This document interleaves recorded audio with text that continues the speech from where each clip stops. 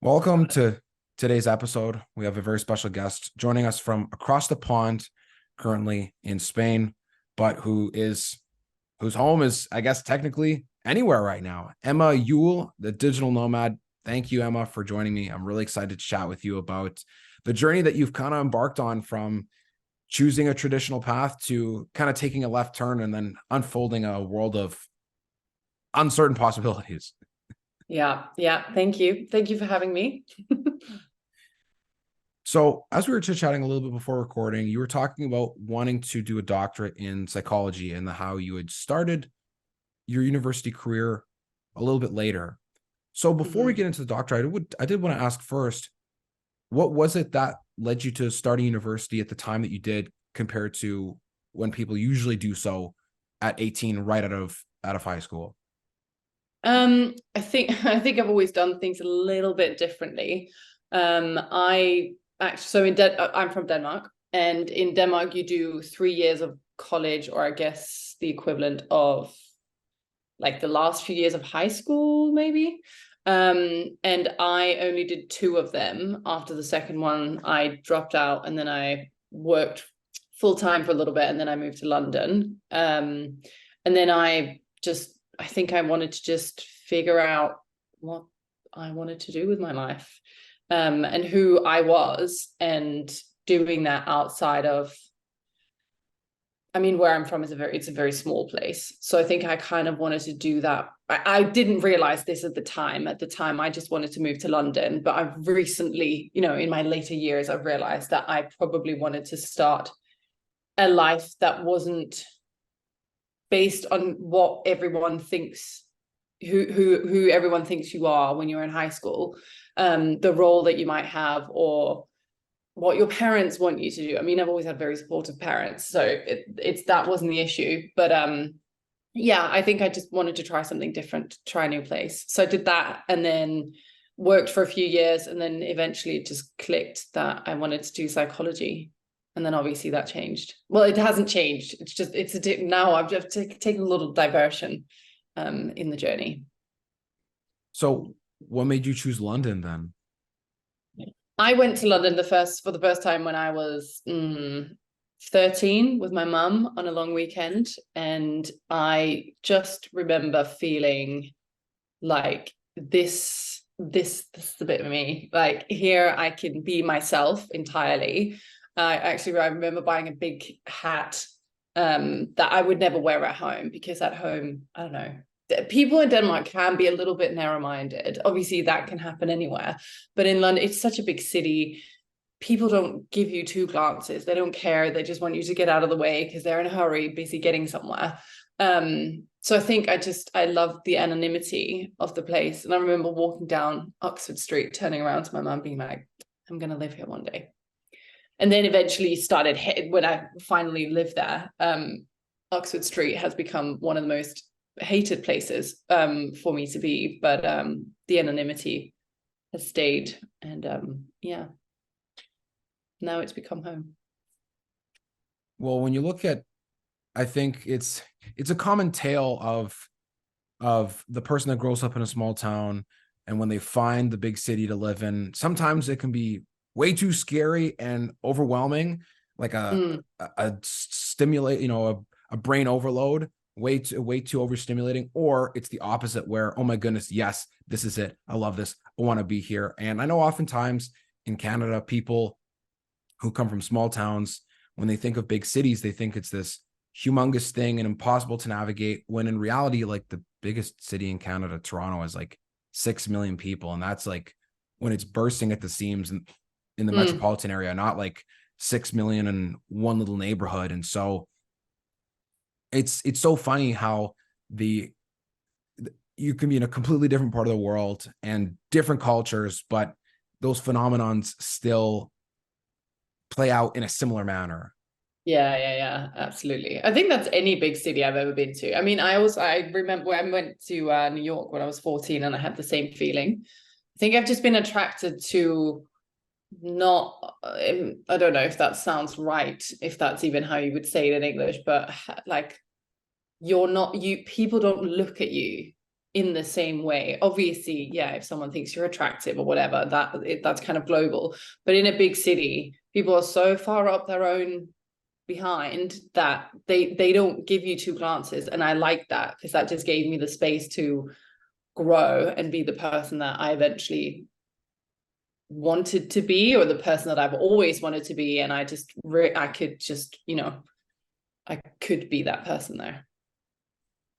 So then when you went on to study psychology in the UK, what was how did you find the experience of studying it? And what were some of the elements as to why you wanted to study psychology in the first place? I mean, I've always been very fascinated with why people do what they do, why they think how they think. I had an eating disorder from the age of 7. It wasn't extreme when I was 7, but that's my first memory of thinking about wanting to look a certain way or lose weight or being very self-conscious around my body. And I was always very fascinated with other people that had a mental illness like that, and wanted to understand why and how that comes about. My parents also, and actually some of my grandparents, worked in the same sector. So obviously it's been something I've grown up with, but I didn't necessarily realize that it was psychology I wanted to do, well, until I was 25. But I think I needed something that meant something more than just, I don't know, some corporate job where I was just working for, I don't know, the capitalist society that we live in. I wanted to make a difference in people's lives. And I still do, but it's just taken a different road. I'll probably return to it. And psychology is part of everything that I do, because it's just a part of my nature now. But I'm glad that I've also taken a step back and kind of thought about what direction I would even want to take the psychology in eventually. That kind of relates a lot to what people see with those who embark on a digital nomad life, in terms of stepping back and trying to break outside of the societal norms or working the classic corporate job. And especially people who are from the US, I guess primarily always think of, oh, where's the cheapest country I can go to and park the bus for 3 months? But yeah, what do you think it is that connects, or at least from a psychological perspective, why do you think that digital nomadism is something that has increased in popularity since the beginning of COVID? Because that's the time in which people have started to actually see it as a real possibility compared to before. yeah. I mean, I think that's because a lot of people, most people, people's jobs went online. So they're whatever corporation they work for found out that, okay, this can be done via an email or a Zoom call. It doesn't have to be in a meeting in a suit. So I think that, I mean, I know that for my partner, he works a corporate job and he's able to now do it remotely, which is very, very lucky. So I think that probably just, people knew already that that's what they would like to do, but it was never an option. And then COVID happened, and then suddenly the world changed. So I would assume that's why. Maybe there's an element of, can I swear? Yeah. Of fuck, maybe we're all gonna die, so I'm gonna grab life by the balls and essentially just, go do my thing. I don't know, it's probably a mix, but I reckon a lot of people would like to keep the jobs that they have and the financial security, but work from the beach in Bali or something rather than in a grey building. So then, as you continued to embark on taking a diversion from what you were originally going to do, how did you approach or plan out where you wanted to go, how much time you wanted to spend there, and still making sure that all the logistics for as far as your work situation, Wi-Fi, and daily life were all still intact? Yeah, that's a good question. I don't know if I've put that much thought into it. I mean, obviously we've had to make sure that the Wi-Fi was always very good. Most places it's usually not something to worry about. But we have if we've rented an Airbnb or something, that is the first question that we're asking, is like, how is your Wi-Fi? For me, it's not as much of an issue. I can deal with slightly dodgy Wi-Fi because I'm not usually on calls, whereas my partner's on calls all the time. So it's a bit more necessary in that sense. We haven't honestly to start with, it just was like, okay, what countries have now opened up? Where can we legally go? And then we kind of started from there, which was primarily in Europe to start with. And then my partner always wanted to go to Argentina, so we did that for a period of time. And then we kind of just went from there, spent a lot of time in Cape Town, which in Cape Town they have load shedding, which means that all electricity basically turns off for, can be hours, it varies. So that could be a huge issue, and to any digital nomads that want to go there, it's a consideration. So we had to make sure that we were staying in places that had backup generators, which a lot of places will have, but I didn't know about it until we actually arrived. It was my partner that had made sure that happened, again, because it's not as much of a concern to me. I can always just go to a cafe. But yeah, there are things that you probably need to double check depending on your work situation. What have been some of your favorite places so far that you've been to as a digital nomad? Cape Town has really stolen my heart. I never really had a desire to go to Cape Town. Mostly, I made friends randomly with a lot of South African people in London, and they all said just basically how dangerous it is as a place. And it can be, so can London, so can, most places. But I am very, very happy that I did go, because it was a very different place. I mean, it has, enormous issues, but it's also incredible. And the people there are just amazing. And it's beautiful, and you have mountains and you have the sea. And yeah, I really, really loved Cape Town. I've never had a chance to, go to Africa just yet. I know that the first place in Africa I'm going is not going to be South Africa as of right now, but it's so fascinating. I've had this conversation with people, I mean, believe it or not, several times in the last, like, how many months now, where whether it's going to Brazil or whether it's going to, when I was in Fiji, in certain neighborhoods or cities, or people I know who have traveled to other places in Africa, and they talk about, oh man, like, you hear all the time, like, this place is so dangerous. It's so this, it's so that. And then you get there and you're like, where's the danger? Yeah. Like, Yeah. where's the Clockwork Orange? Like, I don't, and again, it's not to say that it doesn't exist. And if you go looking for it, I'm sure that in some places it's easier to find than others. But it's, when I saw you made a few posts about Cape Town, and I was like, that's really interesting. Like, Cape Town is a place, like, the first things that come to mind when I think of South Africa is, Nelson Mandela, the World Cup that had happened there, and obviously issues with apartheid. And so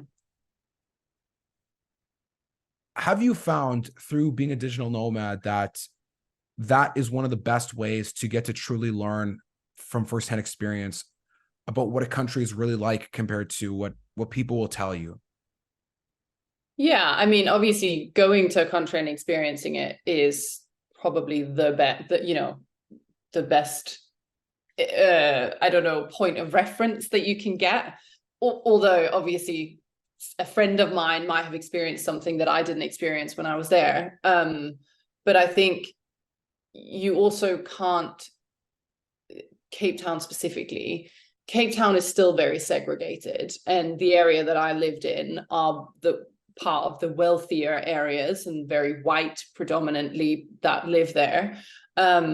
Whereas if you go to a township where it's, well, Black or people of color that live there, it might look very different. But even we were, by some people were like, don't go to a township, it's super dangerous, lots of crime, la la la la.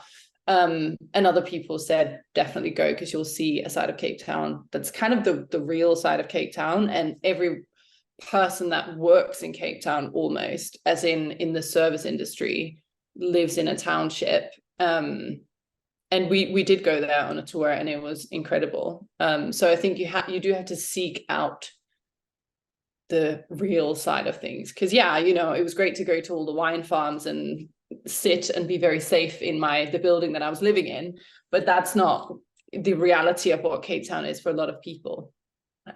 So obviously do it with caution, make sure that you don't put yourself in a situation that's super dangerous. I wouldn't go down, I don't know, but then I wouldn't do that. I wouldn't do that in London either. Like there's just areas that you would avoid because you know that there's less, not even just less security, but higher risk of something happening because there's less people around. So yeah, it's just using your common sense wherever you go. But yeah, seeking out the real culture and not just what is provided because you have wealth or because you're white or because you're a tourist, but seeking out the real people that live there. That's it's an interesting topic you raised, because I know even from having seen things recently, actually from, you know, a few of your posts, as well as friends I have who are from there talking about Jamaica in particular, and the white sand beaches and how beautiful they are. But it's like, oh, well, guess who gets to access them? Not the people that live there. And I've always found that to be such a head scratching idea, because when I've talked to my friends who are from the Caribbean and asking them about visiting, most people will say, man, it's so beautiful. It's the resort in Montego Bay. But that's from people who I know that have visited there who aren't from there. And then when I talk to people who are from there, like my one friend, he's from St. Vincent. He was like telling me, he's like, man, he's like, I wouldn't go back. Like, there's not much to do there. Like, because for the average person that lives there, life is literally not a beach. You know, it's just, these are the houses people live in.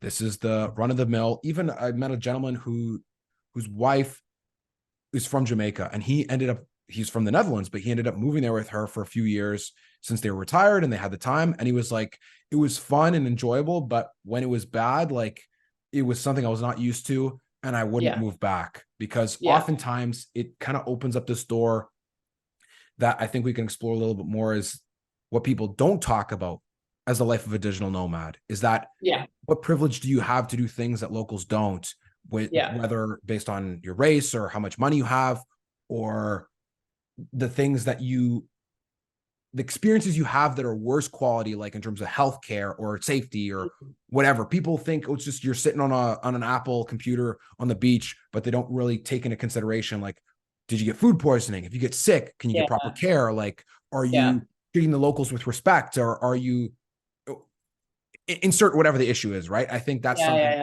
like, what have been some of the experience, whether it was in South Africa or in other places, what have been some of the experiences where you've seen things that maybe aren't as advertised, or that digital nomads don't really talk about a lot?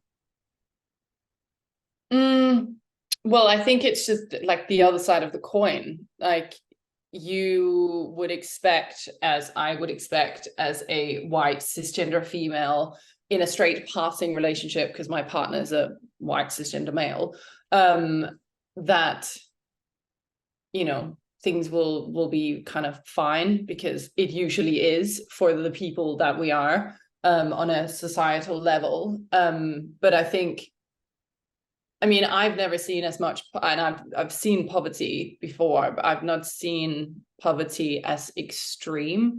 Like, there's people that are houseless in London that are, you know, they would be offended. I would assume, I haven't actually been in this situation, but we'd be offended if I gave them a half-eaten sandwich rather than throwing it in the bin.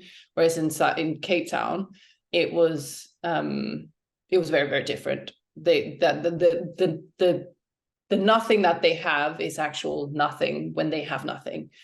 So that was quite extreme. But I think it's just meeting everything with an open heart and an open mind. Like, I consider myself to be aware of certain issues, but I also know that I don't have all the knowledge. So I want to be led by the people that are living in those situations. Like, what can I do as a traveler that's coming to this country, where I'm not just going to the white sand beach? Because if you just want to go to a beach, then consider where you, like, a great hotel will be a great hotel no matter where you go. Do you go to a country where, you know, you're then making sure that the natives can't go to those sand beaches? if you just want to stay in a hotel, or do you want to go and explore the culture and understand what the country is like and what you can do better when you visit the country, and also spread awareness going back and speaking to our friends about it. But it's a complicated conversation, and I can't sit as a white person and say these are the answers, because I am more privileged in society than so many other people are.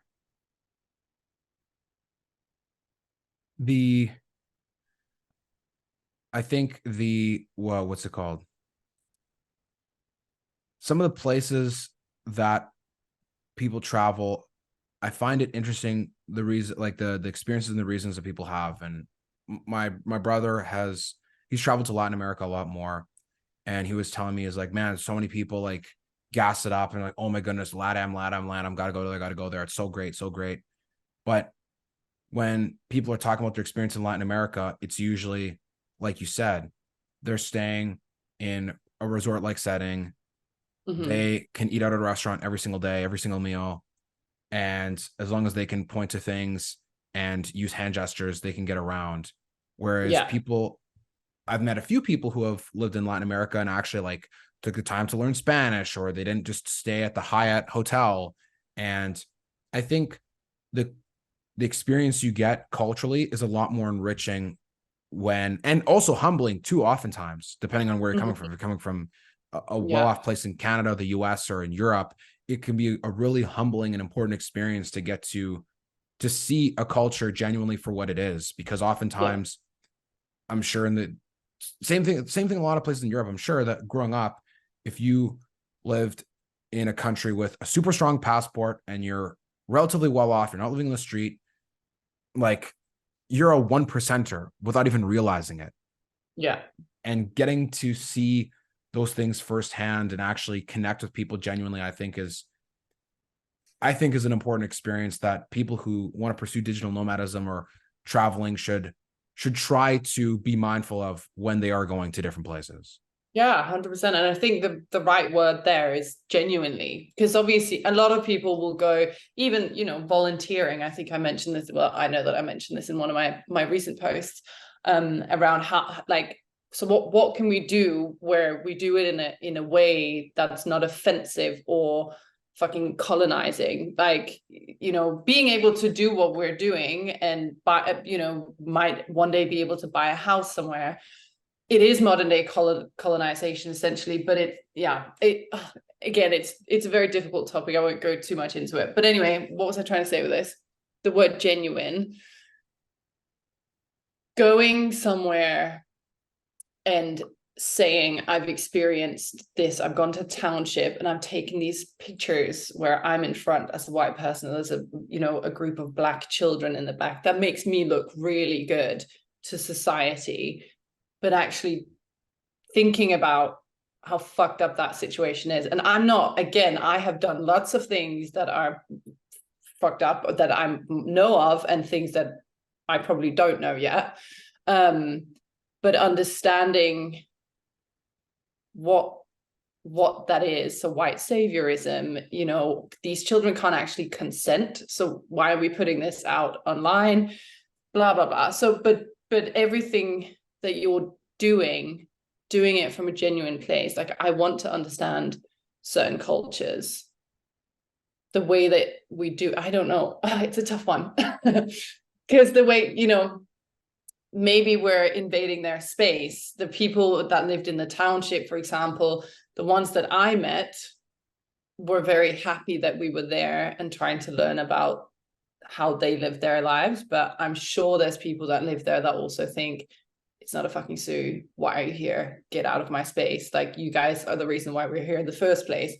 But this, again, it's such a nuanced conversation. What we were told with that specific township tour was that, it creates jobs and it creates conversations and all this kind of stuff in a positive way. But I can also understand why that might not be something that you'd want. Why would you want a bunch of white people walking around your town? Like, it's a tough conversation. But I think if you always come from a place of genuinely wanting to learn and wanting to learn from here and not for like clout on the internet because it makes you look good, that's the best thing you can do. And then just being open to being corrected when you're doing something wrong, essentially. But yeah, it's a tough conversation. Well, and you're exactly correct. And I think in saying that, part of the way in which you can actually make an impact or learn or educate yourself is to genuinely be open-minded and open-hearted to people in Yeah. these scenarios, because otherwise, if the divide stays up, then the one thing you're guaranteeing is that it'll never be brought down. And it's, I remember it just came up on my YouTube recommended. I can't remember exactly how, but it was these videos from Vice where they interview people, but these people put like a robber mask on, or like a blank face mask, because they're talking, but it distorts their voice so that their identity is confidential. And the one Right. was from like a white girl who was like, you know, university age, like, or a young adult. And she was talking about the experience of when volunteering abroad goes wrong, and was diving Mm. into how, if you're not careful, some of the organizations, what they do, especially for, this is people like also in high school too, like what they do is basically they set up this elaborate experience for you that's very expensive, and it was like the villagers don't actually need your help, and what they're doing Yeah. is they're pretending like they need your help. Yeah. And what she found out in this specific instance was the work they had done to build something was demolished immediately after they left and rebuilt properly. Yeah. And what she was kind of realizing was, we were basically paying thousands of dollars to make ourselves feel good. We Yeah. weren't making an impact on the community. It was just, this is me trying to say, look, I'm a good person. Look at me. Look at my Instagram or whatever, versus like entering the space knowing that it's their community, and how can you bridge the gap that Yeah. exists, and Yeah. let yourself be welcomed into that space, rather than be Exactly. like, hey, look, I took a picture with some kids in Ethiopia who are starving. Like, am I a good person yet? Yeah. So Yeah. I know that's a tough conversation to have, but you bring up excellent points in the realm of what the issues are and how we can actually go about doing something about it. Because if you want to do something about it, like, doing nothing might not, make an impact in the way that you want, if you have the genuine intentions and the knowledge and the Yeah. wherewithal to do so. Yeah. Yeah. And it's tough because, yeah, no, I won't. It's too, we don't have enough time. Yes, I agree. So I did want to ask, what are, because as a digital nomad, I think one of the at least the rushes that I get when I think about, when you get the travel bug and you think about all these places you want to go, what are some of the places that you haven't been to yet that you want to go to next, or you'd be curious to explore?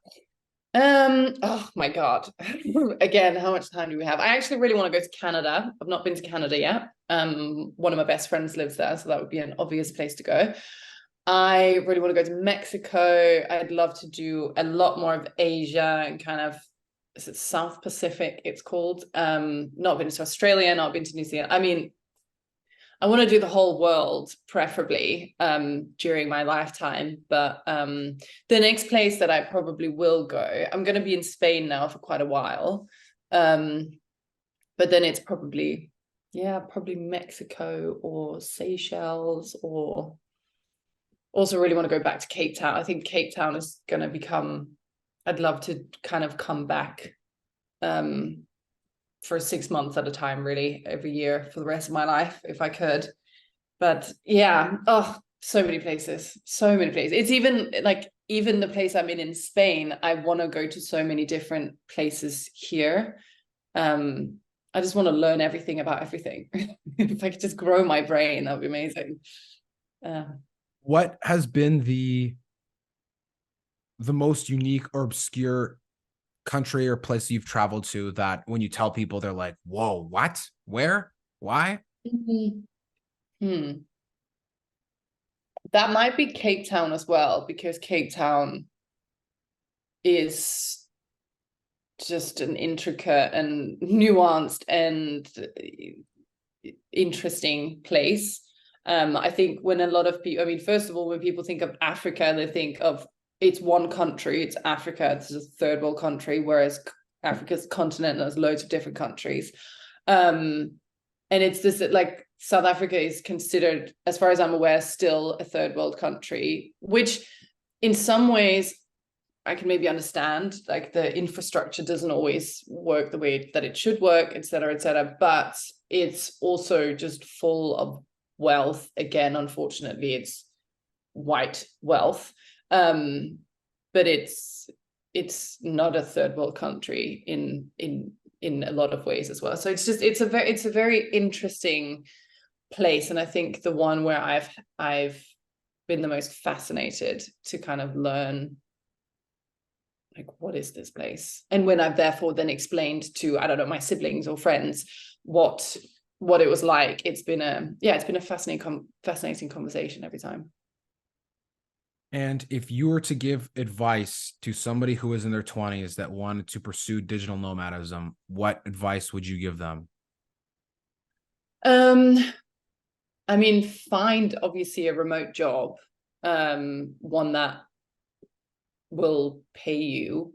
I don't know, because for me, some people are very happy doing freelancing and kind of just, casual, don't know when my next paycheck is going to come in, which is great. That must be nice. I like a bit of stability and knowing that I know where my money will come from. So my jobs are usually a bit more stable, even though part of what I do is also freelancing, but that's like side gigs.